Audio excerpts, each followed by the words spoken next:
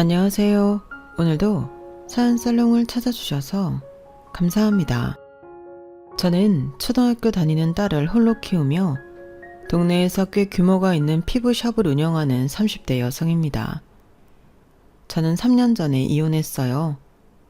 전 남편과는 꽤 잘 지내는 편이었는데 사람 일은 아무도 모른다고 전 남편이 일을 그만두고 대형 카페를 오픈하면서 좋았던 사이는 급속도로 멀어지게 되었죠.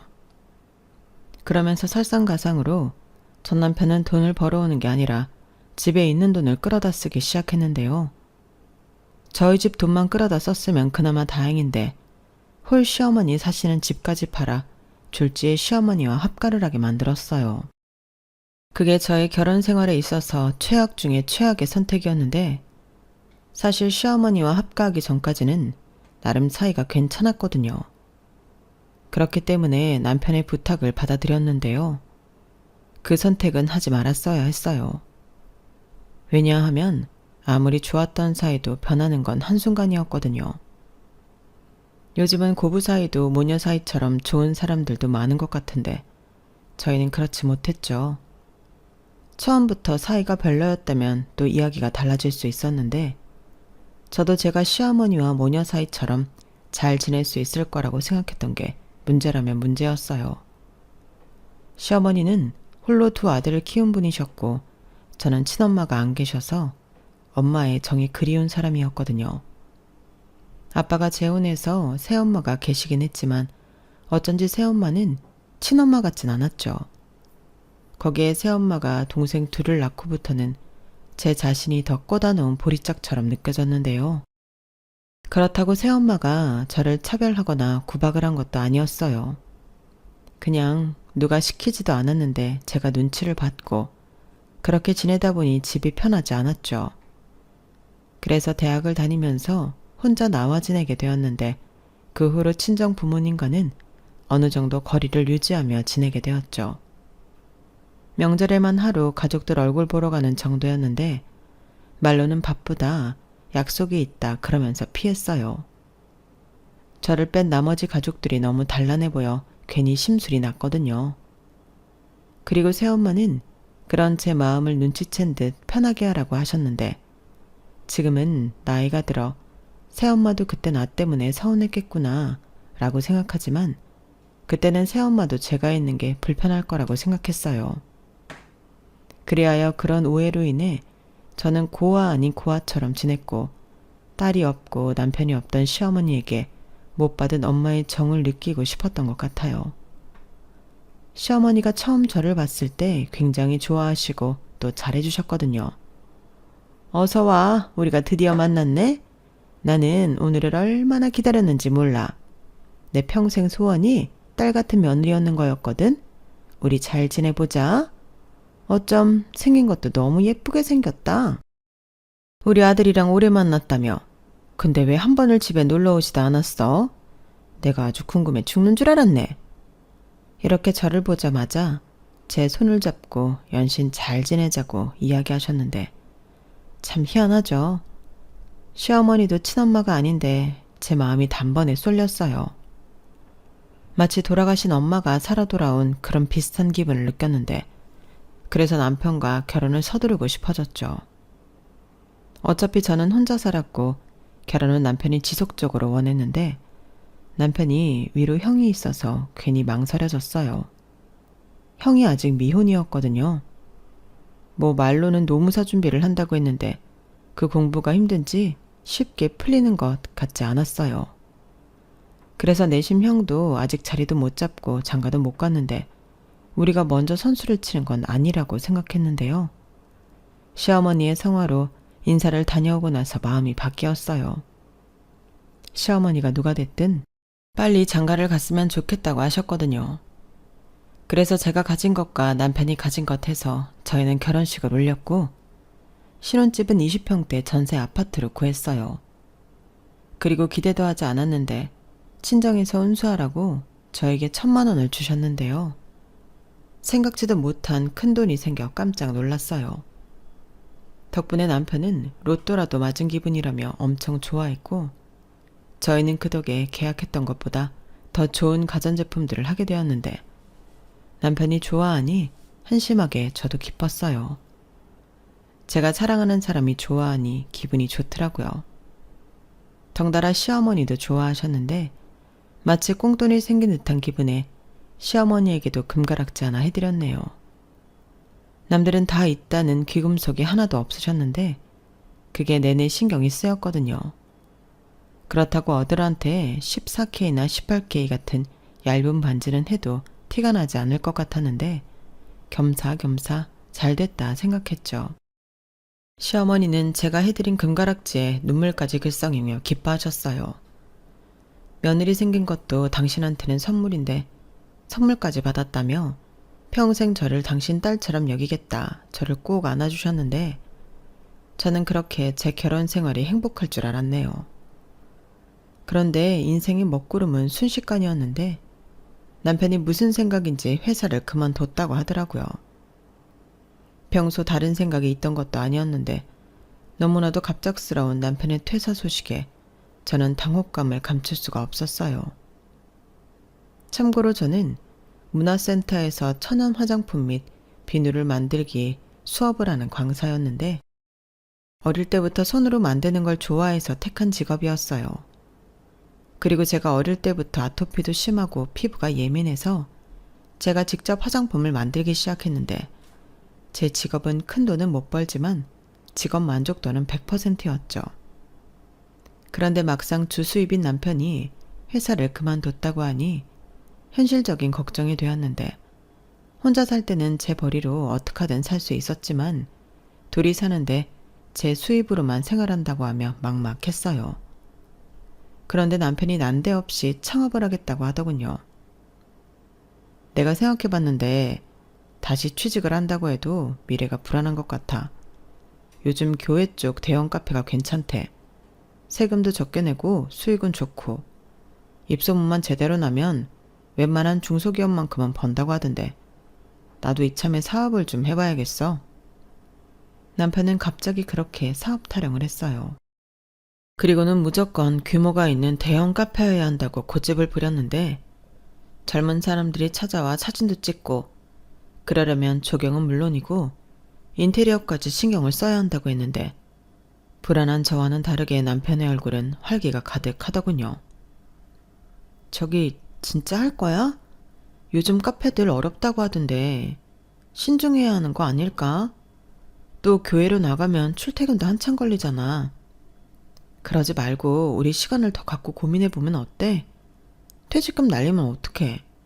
아니 애당초 당신 퇴직금으로 가능하겠어? 저는 걱정스럽고 불안한 마음에 남편에게 말했어요. 하지만 남편은 제가 초장부터 초를 친다고 싫어했고 자기가 다 생각이 있다며 저더러 신경 쓰지 말라고 했어요. 그런데요, 제가 남도 아니고 어떻게 신경을 안 쓸 수가 있겠어요. 그래서 불안한 마음에 시어머니에게 이런 제 마음을 하소연하기도 했는데 가재는 개편이라고 시어머니는 자기 아들이 생각이 있어 그런다는데 밀어주지 못할 망정 길을 꺾지 말라고 하시더군요. 부정탄다고요. 하지만 이내 시어머니도 남편의 사업 때문에 불똥을 맞게 되었는데 돈이 부족한 남편이 시어머니에게 SOS를 친 거예요. 대출을 받으려고 해도 남편이 직업이 없다 보니 액수가 한계가 있었고 시어머니에게 이자 쳐서 갚겠다고 시어머니가 혼자 살고 있는 집을 팔자고 한 모양이었는데 시어머니도 싫다 좋다 말을 하지 못하시더군요. 시어머니한테 재산이라고는 그 집이 유일했는데 말이죠. 아마 그 집을 판다는 게 꽤나 마음에 걸렸을 텐데 그래도 자기 아들이 그거 아니면 안 된다고 간절하게 부탁하니 시어머니도 별 수 없이 그 집을 팔고 저희 집으로 들어오게 되었어요.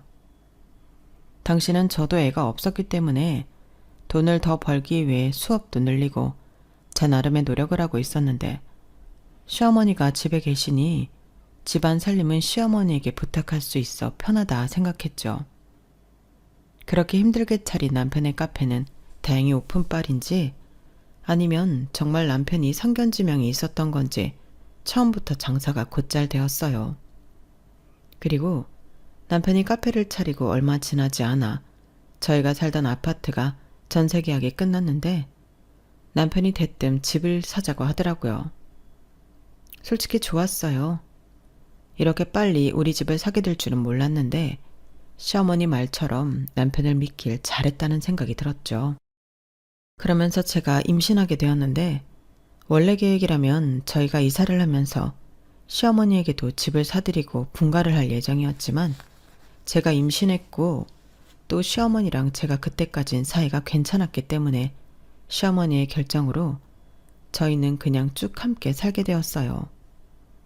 대신 시어머니 집을 팔고 남편이 갖다 쓴 돈은 꾸준히 갚아드리고 있었는데 그 돈은 아주버님 뒷바라지에 고스란히 들어가고 있었죠.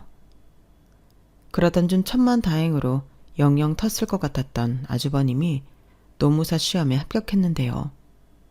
마흔이 가까워져서 된 집안의 경사였어요. 시어머니는 아주 집안의 대통령이라도 나온 것처럼 크게 기뻐하셨고 아주버님도 그동안 자기 뒷바라지 하느라 고생한 시어머니에게 효도하겠다고 합격의 소감을 얘기했는데 그런 훈훈했던 날도 오래가진 않더군요.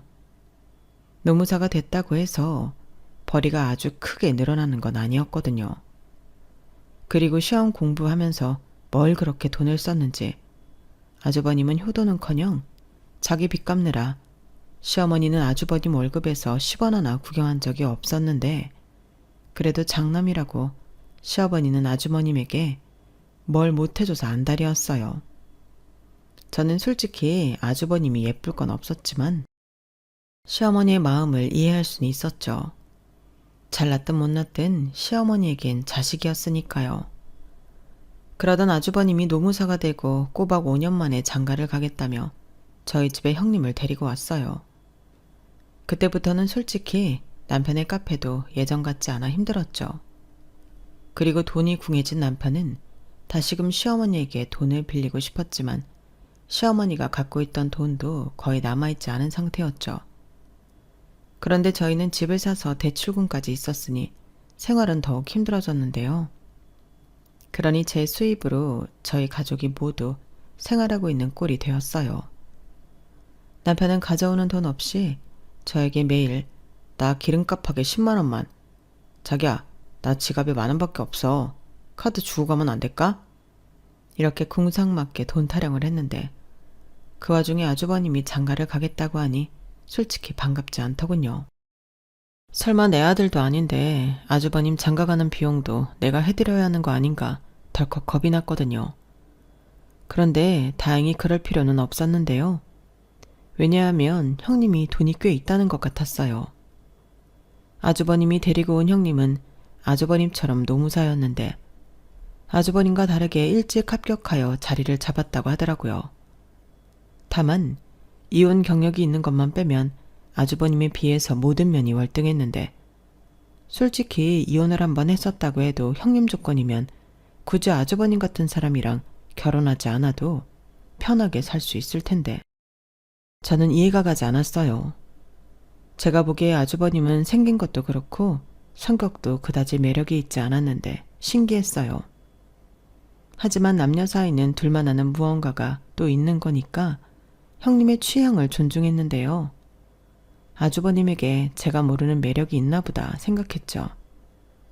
그리고 시어머니는 형님을 무척 마음에 들어 하셨어요. 저에 비해 전문직 여성이고 또 돈도 많다고 하니 얼굴에 웃음꽃이 피었더라고요.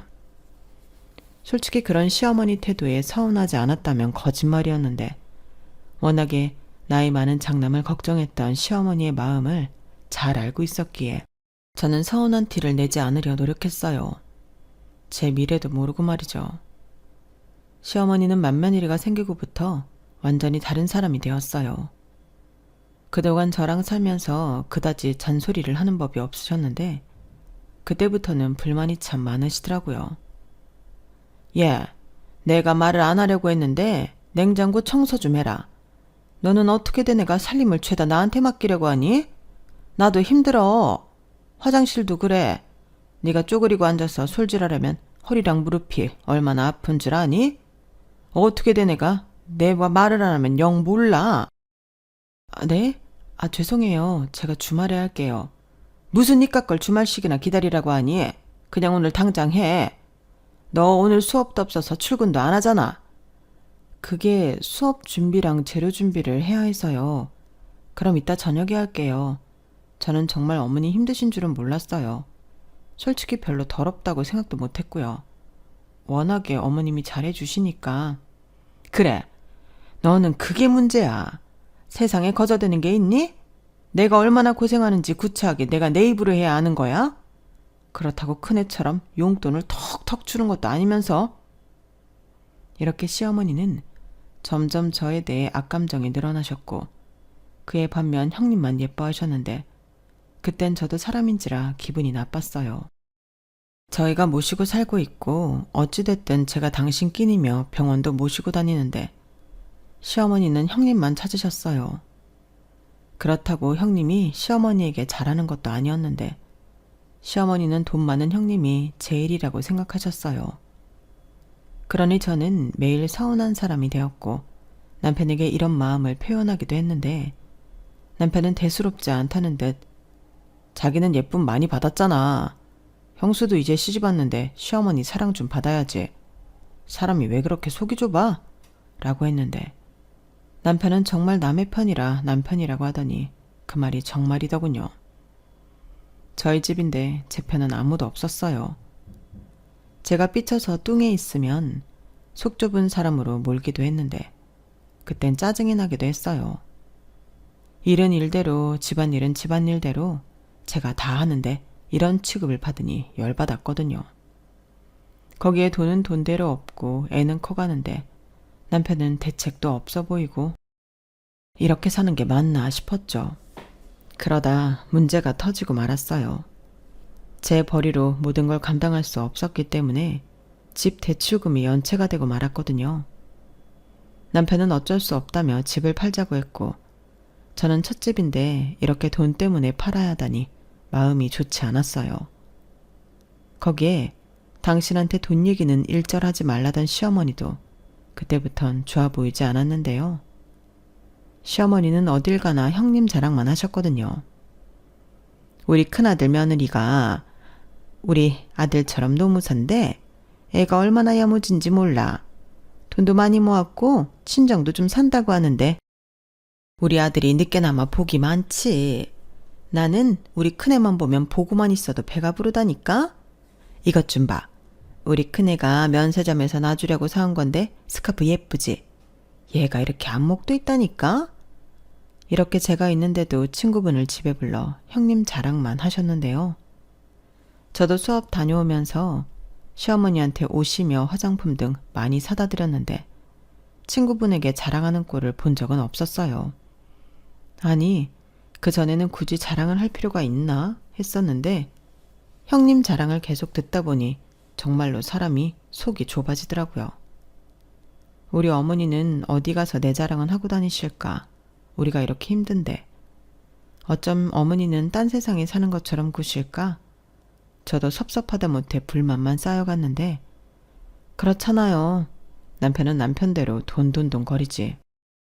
시어머니는 저를 무슨 무수리 취급을 하면서 형님만 무슨 공주님 마냥 떠받드는데 내가 이러려고 시어머니 모시고 살고 있나 결혼 자체가 후회스러웠어요. 형님에게 질투 같은 유치한 감정을 느끼고 싶지 않은데 시어머니의 차별이 심해지면 심해질수록 저도 형님이 싫어지더라고요. 만약 시어머니가 밖에서 떠들고 다니시는 것처럼 형님이 우리 식구들에게 정말로 잘한다면 제가 이상한 사람이 될 수도 있는데 실상은 그렇지도 않았어요. 시어머니가 자랑하던 스카프는 형님이 신혼여행 다녀오면서 면세점에서 사온 거였는데 선물은 그게 유일무이했거든요. 그렇다고 무슨 용돈을 팍팍 주냐고 묻는다면 그것도 아니었는데 형님은 자기 아쉬울 때만 돈으로 떼오는 사람이었어요. 명절, 제사, 생신 그런 날 요리조리 빼기 위해 시어머니에게 용돈을 드렸는데 막말로 저만 피해자였죠. 시어머니는 그 알량한 몇 푼에 홀랑 넘어가 그래 바쁘면 어쩔 수 없지. 신경 쓰지 말고 너는 너 볼 일 봐라. 나 그렇게 꽉 막힌 시어머니 아니야? 이렇게 말하며 자기가 무슨 속이 아주 태평양 같은 사람인 듯 말씀하셨는데 그럼 저만 일거리가 늘어났어요. 왜냐하면 음식 좀 넉넉히 해라. 갈비랑 산적 같은 건 특히 많이 해. 큰애 집에 보내주게. 알겠니? 이렇게 형님네 집에 퍼다 날라야 했는데 아니 돈은 당신이 받고 왜 나만 이리 손해를 봐야 하나 배알이 꼬였죠.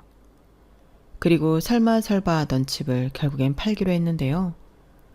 저는 집을 팔기보다 카페를 정리하길 원했어요. 밀 빠진 독에 물을 붓고 있는 것 같았는데 그냥 손해를 보더라도 남편이 카페를 정리하고 취직했으면 했죠. 하지만 남편은 이제와 갈 회사도 없다며 가게가 조금만 잘 되면 그냥 받고 팔 생각이라고 했는데 저런 외진 곳에 대형 카페를 누가 살까? 권리금은 무슨? 저는 한숨만 들어갔어요. 그래도 집만큼은 팔고 싶지 않았는데 그러던 중 친정에서 연락이 왔죠. 은정아, 엄마야, 잘 지내고 있니? 도통 연락이 없어서 엄마가 한번 연락해 봤어. 아, 엄마, 저는 뭐 잘 지내고 있어요. 엄마도 잘 지내고 계시죠? 그럼 아빠도 잘 지내고 동생들도 잘 지낸다. 우리 하영이 얼굴 까먹을 것 같은데 언제 한번 집에 놀러와. 왜 도통 집에 오질 않니? 그게 요즘 바빴어요. 그래? 바쁘면 좋은 거지. 이서방 카페는 계속 잘 되고 있고? 네, 잘 되고 있어요. 엄마, 제가 지금 하던 일이 있어서 다음에 다시 통화하면 안 될까요?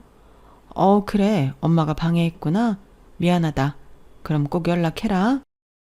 엄마는 제가 도통 연락도 잘하지 않고 집에도 놀러를 오지 않는다며 걱정하시는 듯 보였어요.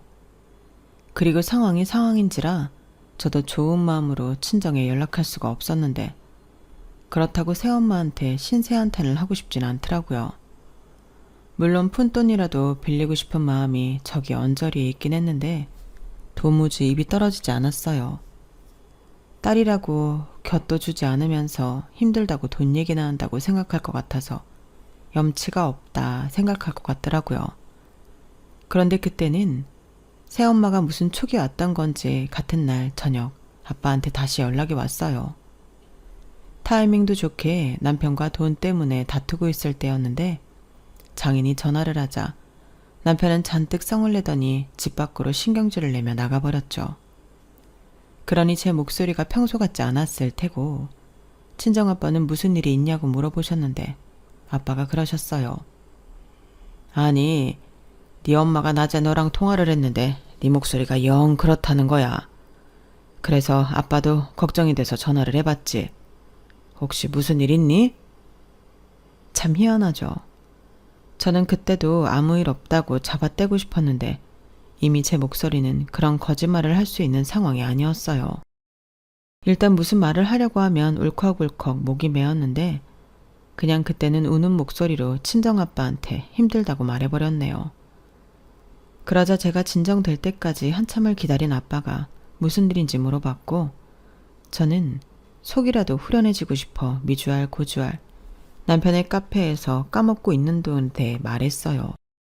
그래서 이서방은 집을 팔아서 계속 그 카페를 하겠다는 거야? 지금 당장 자기가 어딜 가냐고. 자기는 카페에 들어간 돈도 많고 포기할 수 없대. 장사가 좀 잘 되면 그때는 관리금 받고 털고 나와서 새로운 걸 해보고 싶다는데. 나는 진짜 이제 그 사람이 사업은 하지 않았으면 좋겠어. 에휴, 사람 그렇게 안 봤는데 무슨 고집이 그렇게 세다니? 아무래도 이서방 회사 그만둘 때 무슨 일이 있었나 보다. 세상 제일 편한 게 월급쟁인데 갈 데가 없다는 거 봐서는 이서방도 말 못한 일이 있는 것 같아. 몰라, 그러거나 말거나. 그놈의 사업한다고 어머니 집까지 팔아서 쓰고. 이게 뭐야? 네 시어머니는 뭘 하셔? 그래도 같이 사는데 아들한테 한 소리는 안 해? 우리 어머니는 돈에 대해서는 일절 아무 말도 하지 말라고 해.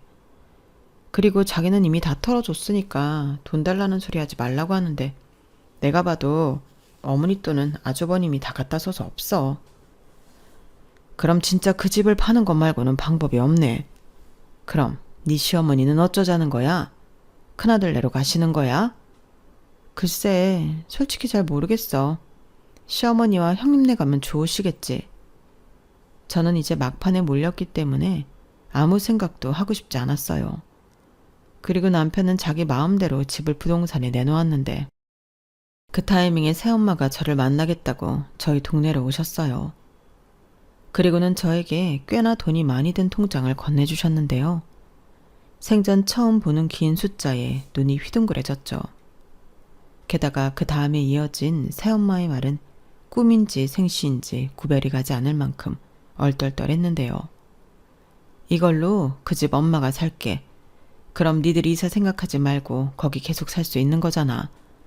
돈이 뭐 도망가는 것도 아니고 나중에 시일 봐서 명의는 네 앞으로 해줄 생각이야. 이렇게 말씀하셨거든요. 저는 새엄마에게 무슨 돈이 이렇게나 많냐고 물었어요. 혹시 어디 가서 대출이라도 받은 걸까봐 덜컥 겁이 났죠. 그런데 새엄마는 재작년에 우리 아빠가 돌아가시면서 내 앞으로 남겨주신 거야. 이상한 돈 아니니까 받아도 돼. 라고 하셨는데 새엄마의 아빠라고 하면 사실상 저랑은 아무 상관도 없는 분이라서 그 돈을 덥석 받을 수가 없었어요. 그래서 그래도 제가 이걸 어떻게 받아요. 수빈이랑 수철이도 있는데 저희 돈 못 받아요. 라고 말하고 그 통장을 다시 새엄마에게 돌려줬는데 새엄마는 다시 통장을 저한테 밀어주시면서 이렇게 말씀하셨어요. 그땐 좀 화가 난 목소리셔서 저도 좀 놀랐죠. 새엄마는 단 한 번도 저에게 화를 내거나 혼내신 적이 없으셨거든요. 언제까지 넌 나를 밀어낼 거니? 내가 네 엄마로 산지 내일 모레면 20년이야. 엄마가 자식 위해서 이런 것도 못해? 너 평생 나한테 아쉬운 소리 한 적 있어? 시집갈 때도 나한테 손 한 번 벌리지 않고 갔잖아. 그야 제가 어떻게 그래요. 그리고 1,000만 원 주셨잖아요. 얘 좀 봐.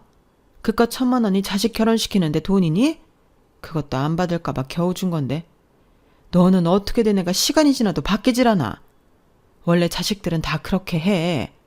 딸은 원래 엄마한테 간이고 쓸개고 달라고 하는 거야. 이 돈은 내가 너 주려고 따로 갖고 있던 돈이기도 했어. 수빈이랑 수철이는 지금까지 해줄 거 다 해주고 키웠잖아.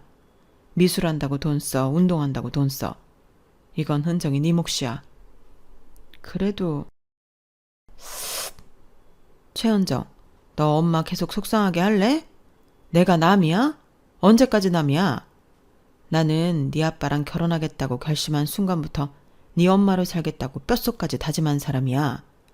동생 낳아주면 정을 좀 주려나 했더니 홀랑 독립해버리고 시집가고는 친정이라고 찾아오지도 않는데 내가 언제까지 너 짝사랑해야 하니? 지금도 그래. 자존심이 밥 먹여줘? 아니 엄마 앞에서 무슨 자존심이야. 속상해 죽겠네. 죄송해요. 죄송하다는 말도 하지 마. 내가 속상한 건 네가 힘들어 보여서 그래.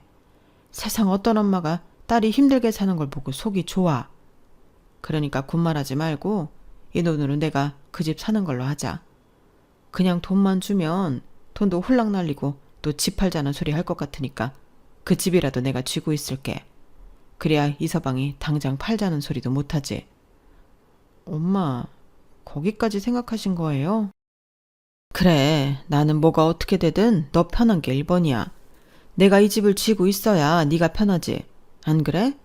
그리고 이서방 카페인지 뭔지 자리를 잡던 폐업을 하든 어떡하든 정리가 되면 네 앞으로 명의 조용히 돌려놓자. 여자는 뒷주머니가 있어야 힘이 안 빠져.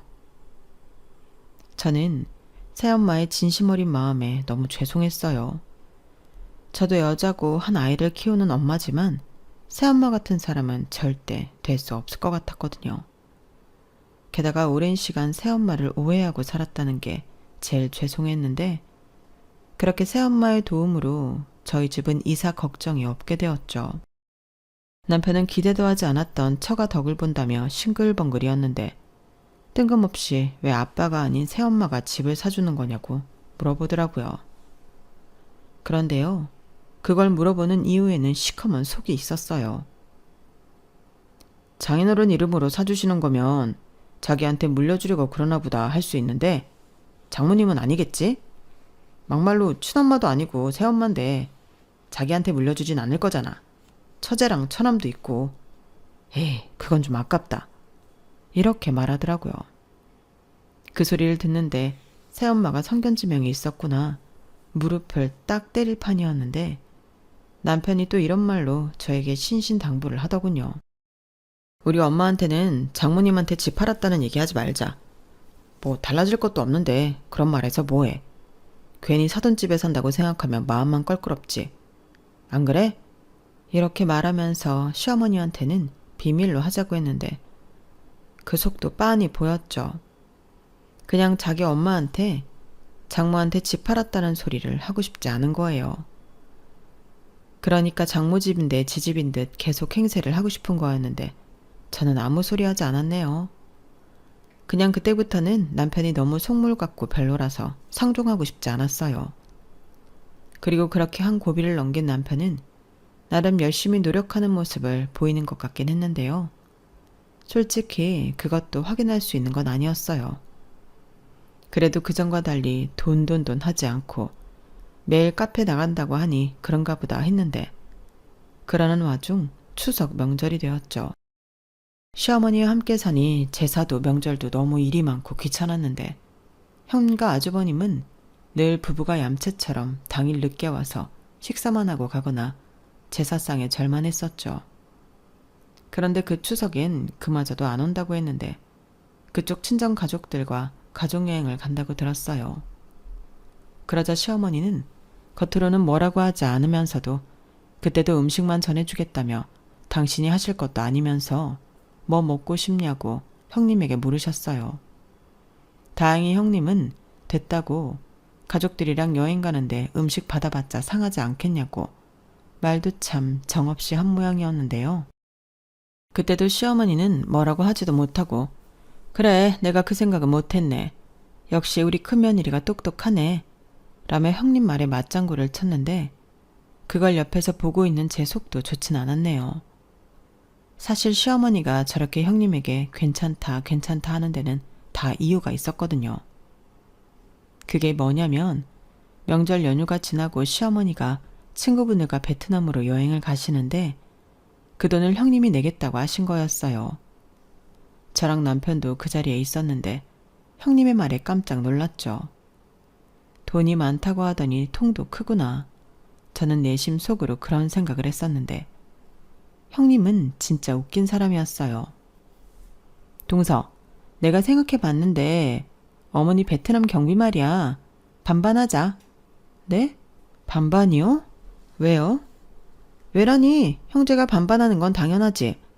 그럼 그걸 나더러 다 내라는 거야? 말도 안 돼. 동서 그렇게 안 받는데 사람이 좀 못됐다. 형님, 왜 말씀을 그렇게 하세요? 그럼 어머니한테 말씀드리기 전에 저한테 먼저 상의하셔야죠. 형님이 혼자 다 하는 것처럼 말씀해놓고 뒤로 이러는 법이 어딨어요. 그럼 저는 뭐 생색도 안 나는데 알겠다고 해요? 동서도 이렇게 화낼 줄 아는 사람이었어? 나는 사람이 하도 물렀길래 화낼 줄 모르는 사람인 줄 알았는데. 근데 나도 좀 억울한 게 나도 그때 들었잖아. 당시 내 마음은 순수했어. 그리고 잘 생각해봐. 내가 언제 나 혼자 다 내겠다고 그랬어? 어머님이 친구들은 전부 가는데 당신만 못 간다고 하도 속상해하니까 그럼 다녀오시라고 했을 뿐이지. 그게 그거죠. 좌우간 저희는 못해요. 죄송해요. 저는 형님의 얌체짓에 노란하고 싶지 않았어요. 그래서 단호하게 거절했는데 아주버님이 남편에게 연락을 한 모양이었어요. 그리고 남편 말이 어머니 여행 경비를 반반씩 하기로 했다고 했는데요. 그럼 어떡해. 엄마 여행 가는 건데 형님만 하라고 해? 형제가 똑같이 하는 게 맞지. 이렇게 말하는데 정말 어이가 없었어요. 자기 혼자만 체면 다 차리겠다는 건데 진짜 오만정이 떨어졌죠.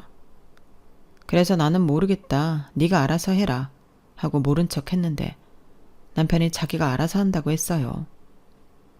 그렇게 시어머니 여행 경비 문제는 지나갔는데 시어머니는 여전히 자기 여행 경비를 형님네가 전부 냈다고 동네방네 떠들고 다니셨어요.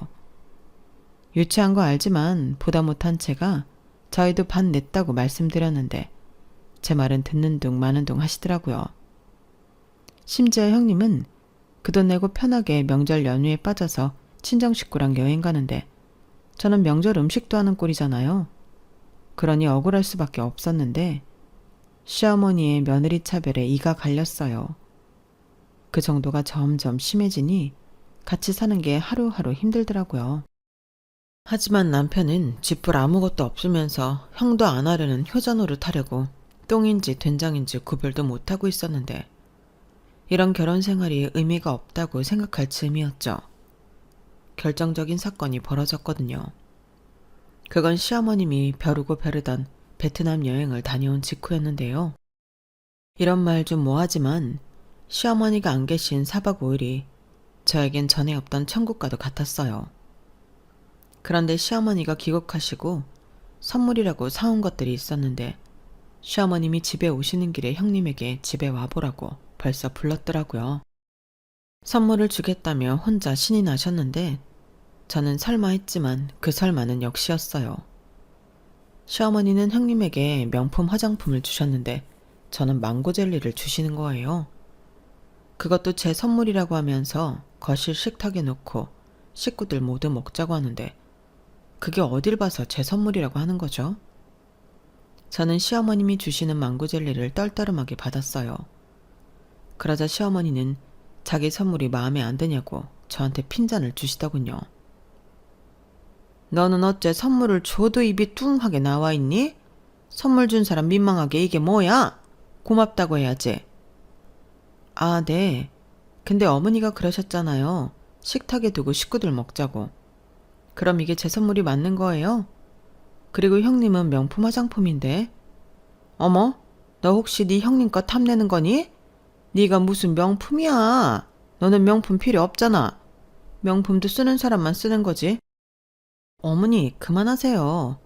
동서, 그러지 말고 이거 가져. 나는 이런 거 안 써. 어머, 큰애야. 왜 그러니? 혹시 선물이 마음에 안 들어서 그래? 그게 아니라요. 동서가 샘내는 것 같아서요. 저는 이런 거 많기도 하고 피부가 예민해서 쓰는 제품만 써서요. 형님, 제가 무슨 거지도 아니고 제 말뜻은 그게 아니잖아요. 이왕 주시는 선물 기분 좋게 똑같은 걸로 주시면 더 좋았겠다. 이런 의도로 말하는 건데. 호모, 너도 참 웃긴다. 이게 돈이 얼만데 이걸 나더러 2개나 사라고 해? 그럼 형님도 그냥 망고 젤리 주셨으면 제가 이렇게 기분이 나쁘지 않죠. 방금 선물로 저랑 형님 차별하셨잖아요. 어머어머, 얘가 지금 뭐라고 하니? 차별? 얘가 아주 생사람 잡네? 내가 언제 차별을 했어? 그냥 사람마다 어울리는 선물을 했을 뿐인데. 너도 눈이 있으면 봐라. 네 형님이 두르고 다니는 것들 전부 명품이고 백화점 상품인데 선물을 주려면 격을 맞춰야지. 그리고 너를 봐봐. 너는 옷을 사도 홈쇼핑에서 매일 세일하는 거 사고 먹는 거 좋아하잖아. 비눈지 뭔지 만들면서 하루 종일 입에 오물오물 거리고 있길래 망고 젤리 사줬는데 무슨 이게 차별이야. 어머니, 그런 말이 저는 기분 나쁘다고요. 저도 명품 바를 줄 알고 입고 들 줄 알아요. 막말로 제가 왜 이렇게 사는데요? 그리고 이런 말까지는 저도 안 하려고 했는데 어머니 모시고 사는 며느리는 형님이 아니라 저예요. 명절이다 제사다 음식하는 것도 저고 어머니 힘드시고 아쉬울 때 옆에 있는 사람도 저였다고요. 그런데 어떻게 저한테 이러실 수 있어요? 나 참네. 별 그지 같은 소리를 다 듣네. 네가 지금 그딴 걸로 나한테 생색을 내겠다 이거냐? 누가 들으면 내가 니들 집에서 호사를 누리고 사는 줄 알겠다. 그리고 여기가 네 집이냐? 내 아들 집이야. 내가 내 아들 집에서 우리 아들이 벌어오는 돈으로 먹고 사는데 네가 뭔데 생색이야? 싫으면 관둬. 너는 이런 젤리도 아깝다. 시어머니는 제가 아주 괘씸하다며 당신이 사온 망고 젤리를 낚아채 가셨어요. 그리고 시어머니의 말에 상처를 받은 저는 더는 참고 싶지 않았는데요. 그 길로 일어나 아직 채 풀지도 않은 시어머니 캐리어를 그대로 현관 밖으로 던져버렸어요. 그러자 시어머니와 형님이 깜짝 놀랐는데 어머님이 저더러 뭐 하는 짓이냐고 소리를 지르셨어요. 그래서 저도 망설임 없이 말했는데 더는 한 집에 같이 못 살겠다고 말해버렸죠. 그러자 시어머님이 당황해하며 더는 못 참겠다는 얼굴로 저에게 달려들었는데 형님이 와서 말렸어요. 동서, 지금 뭐 하는 거야? 어쩌자고 일을 이렇게 키워? 빨리 사과드려. 형님은 성난 사자 같은 시어머니를 말리며 저에게 빨리 사과하라고 말했는데 저는 그러기 싫었어요. 제가 왜 사과를 드려요? 저도 참을 만큼 참았어요. 어머니도 저랑 이 집에 사는 거 싫으신 것 같은데 이참에 나가세요. 뭐야? 너 지금 나더러 나가라고 했냐? 네가 뭔데 나더러 나가라 말아야. 여기 내 아들 집이야. 아니요, 여기 우리 엄마 집이에요. 어머니 아들이 그 망할 카페 때문에 집 판다고 했잖아요. 그때 집 산 사람이 바로 저희 엄마세요. 못 믿겠으면 뭐 전화라도 해서 확인시켜 드릴까요? 아님 등기부 등본이라도 떼서 보여드려요? 뭐라고? 이 집이 니네 엄마 집이라고? 말도 안 되는 소리를 한다. 네가 엄마가 어딨니? 세상 천지, 새엄마가 피 한 방울 섞이지 않은 남의 자식을 위해서 그렇게 큰 돈을 쓸 리가 없어. 왜 없어요? 저희 어머니는 그러세요. 그러니까 더는 여기 저한테 함부로 하지 마시고 그 짐 가지고 나가세요. 동서, 그만해. 아니, 이렇게 어머니를 밖으로 내몰면 어머니는 어디에 가라는 거야? 어디긴요? 죽고 못 사는 형님네 가야죠. 뭐? 우리 집? 동서 미쳤어? 왜 여기서 갑자기 우리 집 타령을 해? 형님이 맏며느리 아니에요? 그리고 며느리가 둘인데 왜 저만 시어머니를 모셔요? 형님이 그랬잖아요. 어머님 베트남 경비 낼 때 형제가 똑같이 해야 하지 않냐고요. 이것도 마찬가지죠. 저희 그때 경비 반 냈잖아요. 그러니 이젠 형님도 어머니 모시고 살아봐요. 기가 막혀. 동서, 지금 그게 말이 되는 소리야? 왜요? 뭐가 말이 안 되는데요? 왜 형님만 요리조리 피해 다녀요? 음식하는 것도 그렇고 귀찮고 손 많이 가는 일은 전부 저한테 미루시잖아요. 제가 만만해 보이세요? 얘가 미쳐도 단단히 미쳤네. 너 무슨 로또라도 맞았냐? 눈에 뵈는 게 없어? 네가 나 내쫓으면 우리 아들이 가만히 있을 것 같아? 가만히 안 있으면요. 아니다. 이참에 그 아들도 같이 보내드릴게요. 저 어머니 아들 필요 없어요. 이혼할 거예요. 뭐야?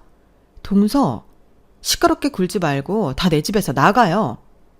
저는 어디서 그런 괴력이 나왔는지 시어머니와 형님을 밀쳐서 밖으로 내보냈어요. 그리고 부족히도 야무지게 잠갔는데 거실에 시어머니가 사들고 온 반갑지 않은 물건들이 있더라고요. 그래서 그것도 전부 챙겨 순간적으로 현관문을 열고 다 던져버렸는데 현관문 밖에서 시어머니의 야! 하고 고함 지르는 소리가 울려 퍼지더군요. 덕분에 옆집에 옆옆집까지 문 열리는 소리가 들렸는데 모르긴 몰라도 두 사람 많이 창피했을 겁니다. 남의 이목을 많이 의식하는 사람들이니까요. 그리고 그날 저녁 제 예상대로 남편이 잔뜩 화가 나서 들어왔는데 대뜸 저한테 삿대질을 하며 소리를 지르더군요. 네가 우리 엄마 집에서 쫓아냈어? 이 집 장모님 집이라고 했다며. 틀린 말 아니잖아. 그리고 생각해보니까 왜 우리만 어머님을 모시고 살아? 전에는 어머니 집 한 돈으로 자기가 사업했으니까 그랬는데 그 돈 다 갚았잖아. 심지어 그 돈 도로 갖다 쓴 사람은 아주버님인데 그럼 형님네 가서 사셔야지. 너 미쳤어? 아니, 지극히 정상이야. 오히려 그런 취급을 받고 가만히 있으면 그게 등신이지. 자기도 알고 있었잖아. 어머님이 나랑 형님 대놓고 차별하고 나한테 함부로 한 거. 나도 참을 만큼 참았어. 더는 못 참아. 그래서 뭐 진짜 이혼이라도 하겠다고? 너 뭐 믿고 그러냐? 이 집 믿고 그러는 거야? 야, 착각하지 마. 이 집 니네 엄마가 너 줄 것 같아? 줄 것 같았으면 진작에 명의도 네 앞으로 해줬지. 좋은 말 할 때 우리 엄마한테 빌고 다시 모시고 와라. 미친놈. 내가 네가 시키면 그대로 할 것 같냐? 꿈 깨. 너도 나가. 뭐? 너도 나가? 이게 진짜 어디서 뭘 잘못 먹었나? 네가 그러면 뭐 내가 쫄 줄 알았어? 그래, 나간다. 어디 너도 닭 줬던 개 지붕 쳐다본다고. 네 새엄마 믿고 까불다 빈털털이 돼봐. 당장 이혼해.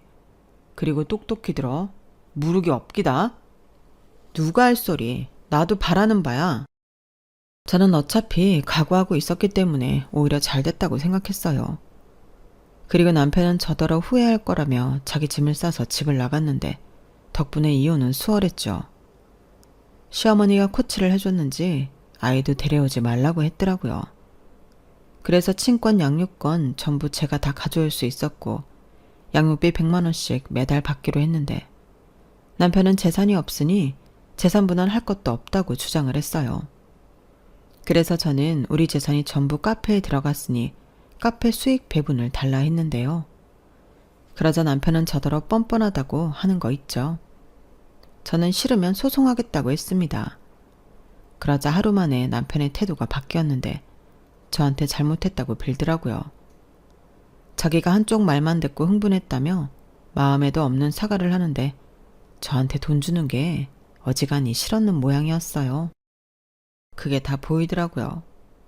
그래서 저는 협의 이혼과 별개로 그 부분은 끝까지 밀어붙였어요. 알아보니 법으로 할 수 있는 것도 많아 친절하게 설명도 해줬더니 남편도 아무 말 하지 못했죠. 그리고 제가 이혼하게 된 사실을 알게 된 친정 부모님은 발벗고 제 이혼을 도우셨는데 그때 새엄마가 남편을 찾아가 그 카페를 뒤집어 엎고 왔다는 사실을 뒤늦게 알았죠. 카페 CCTV를 보니 화면 속에는 영락없는 자기 딸 위에 열불을 토하고 있는 엄마의 모습이 있었어요. 감히 내 딸을 그런 취급을 받고 살게 해? 네가 그러고도 남편이고 사내 놈이냐? 너 같은 놈은 애당초 결혼을 하면 안 되는 거지. 네가 책임감이 있어, 능력이 있어? 어디 눈에 넣어도 아프지 않을 내 딸을 데려가 그렇게 살게 해? 나 당장 안 나와? 너 오늘 내 손에 죽었어. 카페 같은 소리 안에 확 가서 패버릴까 보다. 그날 소동은 경찰이 출동하고 나서야 끝이 났다고 아빠가 설명해줬는데 저는 마음속에서 무언가 울컥하며 올라와 새엄마를 안았어요. 그리고 결심했죠. 이젠 새엄마라고 거리 두지 않고 둘도 없는 하나밖에 없는 내 엄마라 여기며 잘해드리겠다고 말해요. 그렇게 저는 엄마의 활약 덕분에 원하는 대로 약속받고 남편과 이혼했어요. 시어머니는 그리 바라던 큰며느리 내에서 살게 된 모양이었는데 형님이 도저히 같이 못 산다고 시어머니를 구박했다나 보더군요. 자기가 결혼할 때 시어머니 모시는 일은 절대 없을 거라고 아주버님이 약속까지 했다는데 그래서 시어머니를 모시고 살 바에는 이혼하겠다고 했다나 봐요. 그러니 그 돈 잡아먹고 노무사가 된 장남이 자기 엄마더러 큰아들도 이혼당하는 걸 보고 싶지 않으면 나가라고 했다는데 시어머니 속이 말이 아니었겠죠. 오죽하면 자기 아들이랑 헤어진 전 며느리인 저에게 연락을 하셨겠어요. 그리고는 저에게 큰 며느리 흉을 보시며 저를 간부려 하셨는데 기가 막혔죠. 예, 둘째야. 내가 잘못했다. 내가 사람을 아주 잘못 봤어. 눈치를 얼마나 주고 구박은 또 얼마나 하는지 서러워서 못 살겠다. 이렇게 말씀하셨는데 죄송하지만 속으로 엄청 고소했어요. 결국 시어머니는 오갈 곳이 없어 자기 여동생네로 갔다는데 거기도 임시지 아주 머물 수 있는 곳은 아니라고 하더군요. 시어머니가 그러셨어요.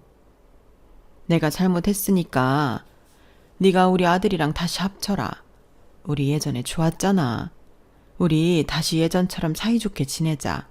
내가 다시는 너 서운하게 안 할게. 이렇게 말씀하셨는데요. 제가 미쳤나요? 그 말을 듣고 다시 그 짓을 하게요.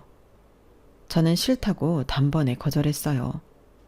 그리고는 다시는 전화하지 말라고 친히 수신자도 차단했고 저 남편에게 니네 엄마 간수 잘하라고 일러뒀는데 그때 속이 얼마나 후련했는지 모릅니다. 그러게 제가 잘해드릴 때 이런 제 진심을 일찍 알아봐줬다면 얼마나 좋아요. 괜히 돈 잘 버는 큰며느리 좋다고 차별하다 머물 곳도 사라지고 아들까지 이혼하게 만들었으니 이것도 어찌 보면 전부 시어머니 업보가 아닌가 싶습니다. 그리고 감사한 점도 있었는데 그들 덕분에 저는 저희 엄마의 진심을 늦게나마 알아차릴 수 있게 되었어요. 당연히 친딸이 아닌 저를 불편해할 거라고 생각했던 제 마음은 제 멋대로 한 착각이었는데 더 늦지 않고 알게 되어 다행이라 생각합니다. 지금부터라도 못다한 마음 전하며 그리웠던 엄마의 사랑을 느끼고 싶어요. 그리하여 저는 엄마의 집을 받기보다 그 집을 팔아 친정 근처에서 현재 아이를 키우며 지내고 있는데 친정엄마가 옆에 있으니 참 좋습니다. 아이 케어도 그렇고 반찬도 그렇고 엄마의 손길이 이렇게나 윤택한 건지 몰랐어요.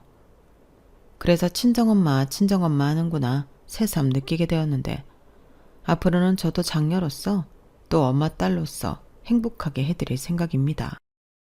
지금은 문화센터 강사보다 피부샵을 열어 손님 관리를 하고 있는데요. 갑자기 생뚱맞게 느껴질 수 있겠지만 천연 화장품을 개발하고 만들면서 제가 만든 제품으로 손님 관리를 하고 싶어 피부 관리를 배웠는데 이게 아주 저한테 딱인 직업이에요. 손님들이 제가 만든 제품과 제가 해드린 관리로 건강해지시고 예뻐지시는데 참 보람있고 좋더라고요. 초창기 때는 엄마 친구, 엄마 지인 이런 찬스가 좀 있긴 했는데 결국엔 입소문이 퍼져 지금은 찾아주는 손님이 아주 많아요. 겸사겸사 엄마도 관리해드리고 있는데 날로 당신이 회춘하는 것 같다며 좋아하십니다. 엄마가 좋아하니 저도 너무 좋고요. 그리하여 아빠도 이제야 마음이 놓인다며 편안해 하시는데 앞으로는 동생들과 또 저희 딸과 우리 부모님 모시고 행복하게 살고 싶은 바람입니다. 이혼한 것에 대해서는 전혀 후회가 없고요. 그놈의 카페는 결국엔 뭐 하나 건지지 못하고 월세를 못 내 폐업을 했다는 것 같은데 사실 예정된 수순이었다고 생각해요. 될 거였으면 진작에 풀렸겠죠. 그런데 그놈의 미련이 뭔지 들어간 본전 생각에 빠져나올 수 있는 기회도 놓쳐버린 인간인데 그 인간이 제일 크게 놓친 건 장담하건대 저랑 저희 딸이라고 생각해요. 그걸 몰랐던 어리석은 가장의 최후라고 생각하고 저는 시혜를 봐서 그 인간 통장이라도 압류해야 할 것 같습니다. 지금은 제가 버는 걸로 충분히 행복하게 살 수 있으니 당분간은 신경 쓰고 싶지 않아요. 그리고 이혼 후 펼쳐진 지금의 생활에 감사하며 앞으로 쭉 지금처럼만 행복하게 살겠습니다. 이상 제 이혼 사연은 여기까지였어요. 여러분들은 제 사연 어떻게 들으셨나요? 인터넷 글을 보다 이런 글귀를 본 적이 있어요. 어른이 된다는 것은 내 자리를 스스로 노력해 만든다는 것이다. 그 글귀를 보며 참 많은 생각을 했었는데 저는 앞으로 행복한 제 인생을 위해 스스로 노력해 제 자리를 만들어가는 사람이 되려 합니다. 제가 어떻게 사느냐에 따라 저희 애도 생각하는 가치관이 달라질 텐데 지금이라도 정신 똑바로 차리고 살려고요. 인생의 중요한 가치라는 게 무엇인지 저는 이제 좀 알 것 같거든요. 그럼 앞으로 펼쳐질 제 행복한 두 번째 인생을 위하며 긴 글을 마치도록 하겠습니다. 지금까지 길었던 글 함께 해주셔서 감사해요. 항상 건강하시고 행복하시길 바라겠습니다. 안녕히 계세요. 여러분, 사연 댓글에 응원과 현명한 조언 부탁드려요. 좋아요와 구독은 저에게 큰 힘이 됩니다. 오늘도 좋은 일 가득하세요.